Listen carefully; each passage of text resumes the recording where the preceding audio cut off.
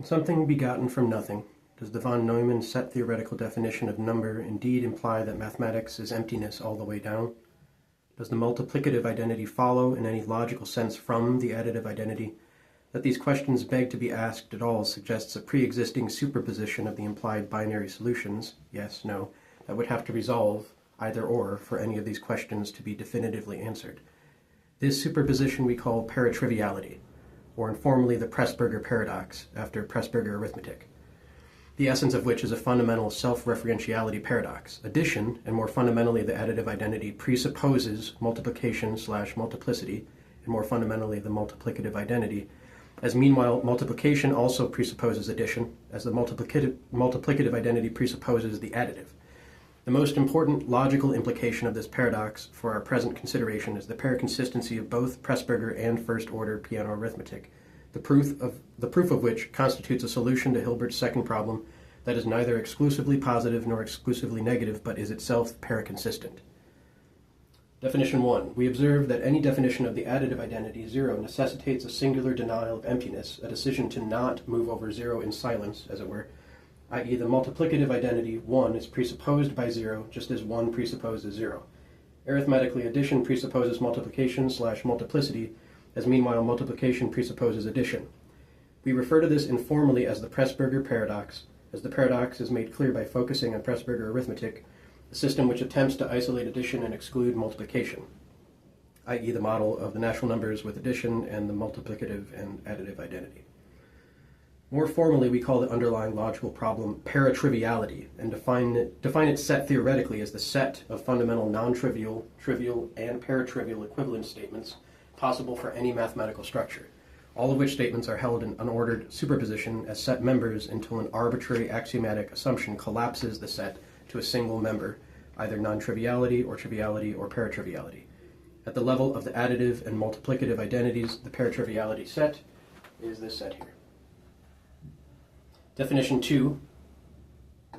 By contradictory equivalence statement classes over the natural numbers, we mean classes of any statement of the form 0 equals n for n greater than 0, and represent the classes with the notation here, comparable to congruence classes.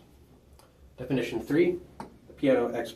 By the Peano explosion proof, we mean the simplest proof in Peano arithmetic that any statement of the form 0 equals n for n greater than or equal to 2 implies necessarily that 0 equals 1, i.e. logical explosion, P, which is this proof here.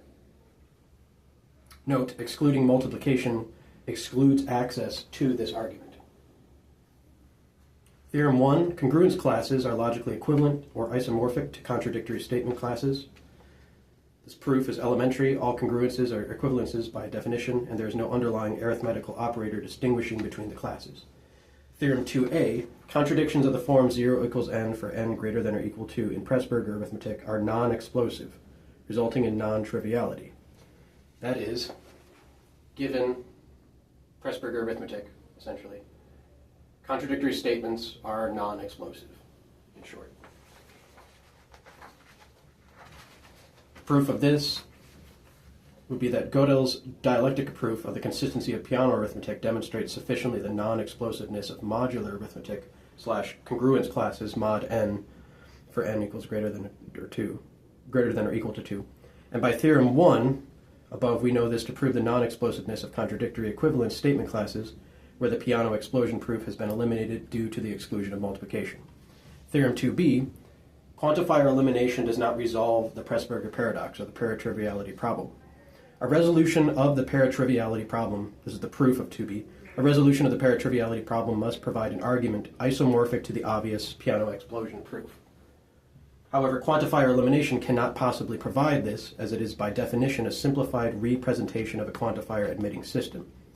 That is, any such Peano explosion proof equivalent argument would have to be found in the original system already, or at least found or not would in no way depend logically on quantifier elimination. Note, for proofs that the Dedekind model of successorship, induction schema, congruence classes, and Presburger arithmetic, discriminant generalization, Tarski's theorem as it applies to the computable truth of any first-order assertion of Cartesian plane geometry, since all such assertions are expressible in the real closed field, R with addition and multiplication and the additive and multiplicative identities in order. though this takes longer than exponential time to compute and is thus bounded by the finite computational resources problem. These all admit quantifier elimination. For more on this, see the wonderful writings of Dr. Joel David Hampkins. We consider these facts, which I've written here. We can just review these. These are all fundamental expressions of simplification with quantifier elimination. However, we consider these facts here only to call to mind in passing that none of these examples of quantifier elimination address nor resolve the Presburger paradox. Theorem 3. Presburger arithmetic is equivalent to itself with all congruence classes without quantifiers and to itself with all contradictory equivalence statement classes without quantifiers. These three models are equivalent. This statement that Presburger arithmetic is equivalent to itself with all congruence classes without quantifiers, or with quantifier elimination. This is proven by Hampkins, and by Theorem 1 above, we conclude that these are also equivalent to Presburger arithmetic with contradictory equivalence statement classes without quantifiers. Theorem 4, the main one. As there is no way of simplifying Presburger arithmetic further beyond quantifier elimination, and as quantifier elimination does not resolve the Presburger paradox, both addition and multiplication remain paratrivial fundamentally, and thus both Presburger arithmetic and first-order Peano arithmetic are paraconsistent. For proof of this, as simplification does nothing to resolve the Presburger paradox, so elaboration does nothing to avoid it. Just as we confront logically a paratriviality set at the most fundamental level of the multiplicative and additive identities, here, so we confront logically a paratriviality set at every level of mathematical structure, including, of course, addition and multiplication. This suffices to answer Hilbert's second problem, as first-order Peano arithmetic is demonstrably paraconsistent.